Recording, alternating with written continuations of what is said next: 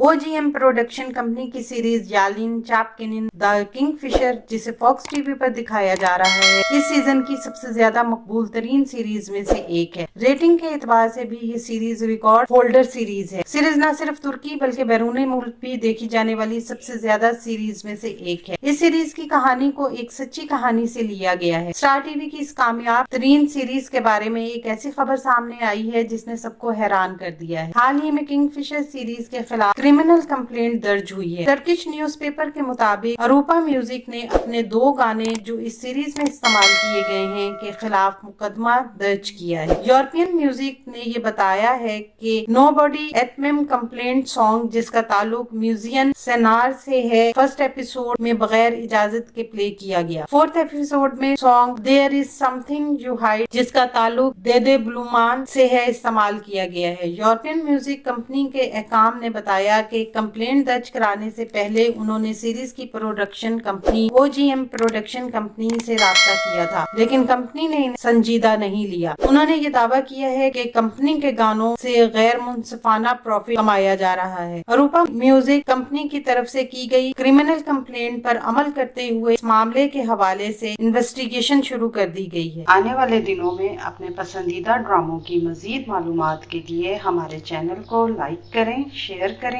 और सब्सक्राइब करना ना भूलें। शुक्रिया।